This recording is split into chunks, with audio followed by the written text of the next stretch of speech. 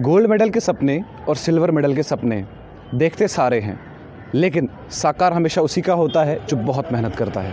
हमारे साथ राकेश कुमार जी हैं बहुफोर्ट से, और हाथ में अगर मैं इनकी एक बार झलक दिखाऊं कि इनके हाथ में क्या है, इनके हाथ में 3 गोल्ड मेडल हैं और 1 सिल्वर मेडल है। सीधे बात करते हैं इनसे और पूछते हैं कि ये जर्नी स्टार्ट कैसे हुई, किसको देखकर आखिरकार ये स्ट्रेंथ लिफ्टिंग में आने का जो मकसद था इनका वो कब तक, और किसने इनको हाथ पकड़ के ये कहा कि आप स्ट्रेंथ लिफ्टिंग में आगे जा सकते हैं। सबसे पहले राकेश जी, आपका स्वागत है स्ट्रेट लाइन पर। Thank you sir. क्या चल रहा है ज़िंदगी में आजकल?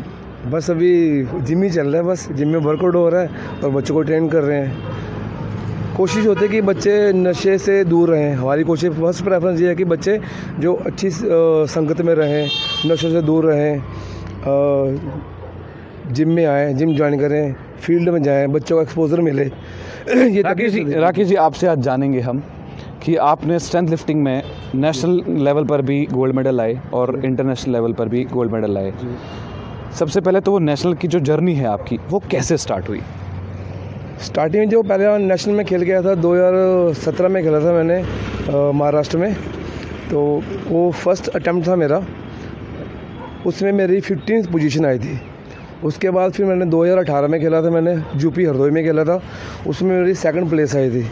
उसके बाद अभी 2019 में खेला था मैंने, उसमें मैंने इंटरनेशनल खेला, मैंने इंटरनेशनल खेल गया। वहाँ पे मैंने 2 गोल्ड मेडल आए, एक मेरा इंक्लाइन बेंच में आया था और एक ओवरऑल स्ट्रेंथ लिफ्टिंग में मेरा गोल्ड मेडल आया था मेरा।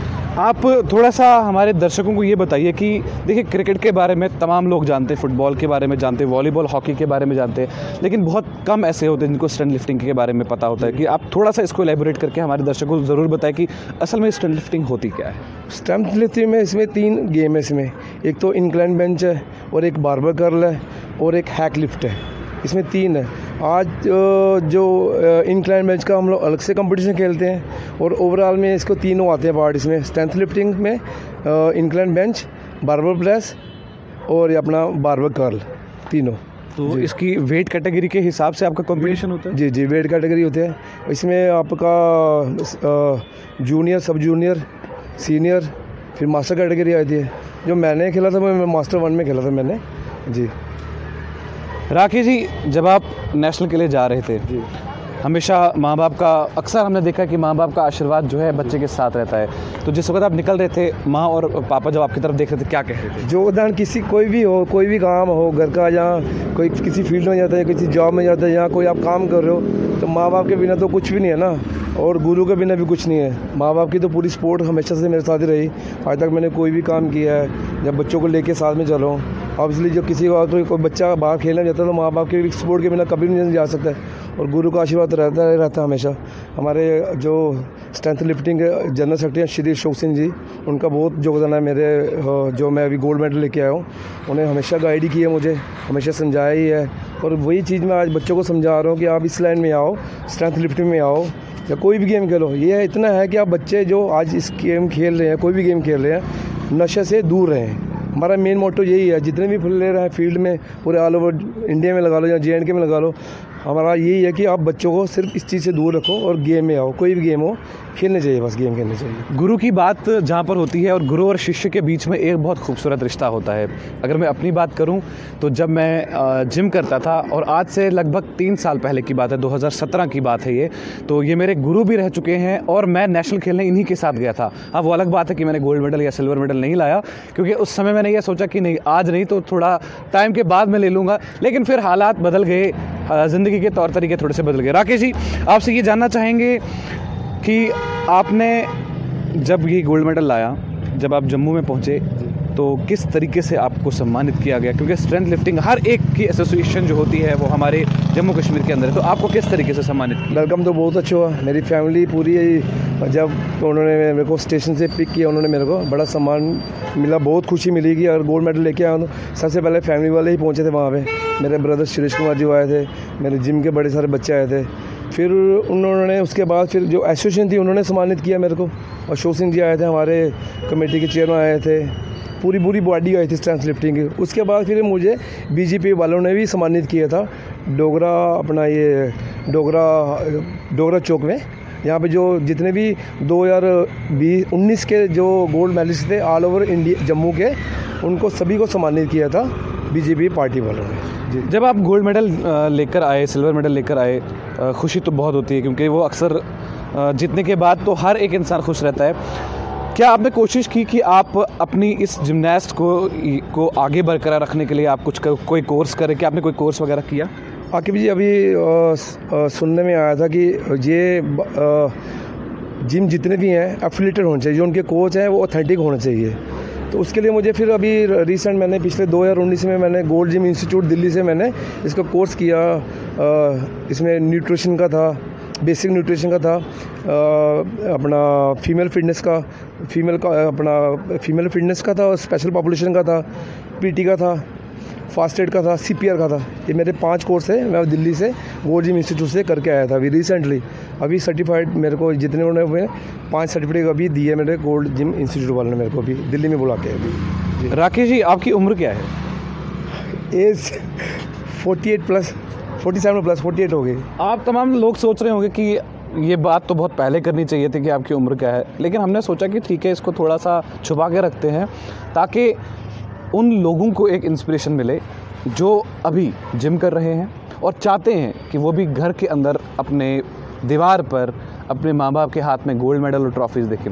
राकेश जी, जब आपका ये सफ़र शुरू हुआ तो इस सफ़र के दौरान में क्या क्या मुश्किलात आपको झेलनी पड़ी? जब आप वहाँ पहुँचे, बहुत स्टेट्स के प्लेयर्स जो हैं खेलने के लिए आए थे, क्या लगा आपको फर्स्ट टाइम में देखकर? क्या लगा जब मेरा फर्स्ट जो मेडल आया था 2019 में, सिल्वर मेडल आया था, उसमें 155 कैंडिडेट थे इसमें मेरे कैटेगरी में, तो उसमें मेरी 2nd प्लेस आई थी।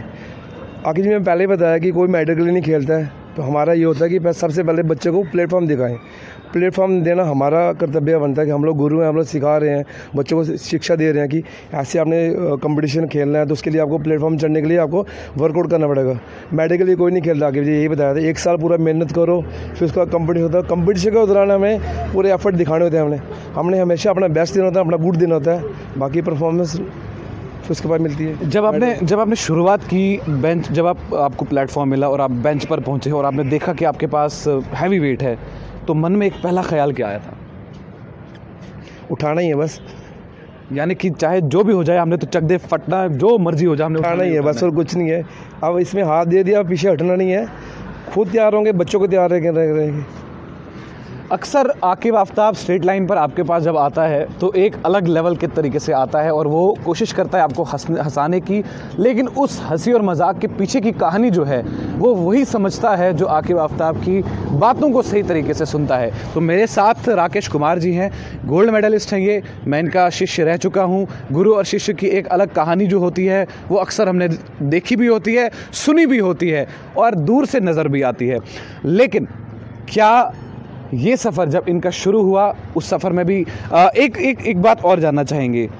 कहते अर्निंग हैंड, अगर गवर्नमेंट जॉब हो, प्राइवेट सेक्टर बहुत बड़ा होना चाहिए, तब जाके आप खर्चे की अगर हम बात करें, क्योंकि बहुत ज़रूरी होता है, क्योंकि बहुत सारे बच्चे ऐसे हैं जो चाहते हैं ये चीज़ करना, लेकिन उनको ये मालूम नहीं होता कि खर्चा गवर्नमेंट उठाती है या अपना खर्चा होता है। कि इसके बारे में आप कुछ कहेंगे? अभी फ़िलहाल तो जो हम लोग कोई नेशनल खेलने जाते हैं, इंटरनेशनल खेलने जाते हैं, कुछ एसोसिएशन भी सपोर्ट करती है, ऐसा नहीं है कि सपोर्ट नहीं करती है। यहाँ भी कंपटीशन होगा, जो कंपटीशन होगी, जो स्टेट करवा रही है कंपटीशन वो देती है, खाना 3 टाइम का बच्चों को वही देती है। हमें बस वही है, जो हमें ट्रांसपोर्ट का खर्चा वो स्टूडेंट को अपनी जेब से देना पड़ता है। ये है कि हम लोग चाहते हैं कि जितना भी है, अगर कोई प्लेयर है जम्मू का या इंडिया का कोई भी है, उनको पूरी कन्वीनियंस मिलनी चाहिए, चाहे वो बाय रोड जा रहा है या बाय एयर जा रहा है। ये गुजारिश है मेरी, बस और कुछ नहीं।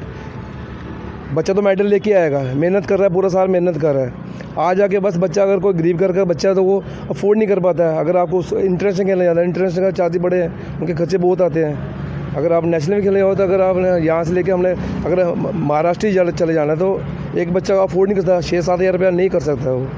तो एसोसिएशन भी सपोर्ट करती है, मगर पूरा नहीं है। अभी कुछ बच्चे की जेब से जाता है, कुछ एसोसिएशन करती है। तो आपने सुना, ये राकेश कुमार जी के वो अल्फाज थे जो इन्होंने गोल्ड मेडल जो इनको मिले हैं। एक बार हम ज़रूर चाहेंगे दोबारा से ये गोल्ड मेडल जो हैं ये हमारे दर्शक देखें, ताकि एहसास इंसान के दिल में जब रहता है कि मुझे ये चीज़ जीतनी ही जीतनी है, तो फिर उसको कोई भी चीज़ हरा नहीं सकती। तो हमारे साथ ऐसी ही कहानियाँ, उम्र जो है, उम्र की एक और बात करेंगे। 48 साल की उम्र है, लेकिन आपने सुल्तान मूवी तो देखी होगी। उम्र का लिहाज नहीं होता है, मेहनत करने वाले की जीत होती है, मेहनत करने वाले की कभी हार नहीं होती।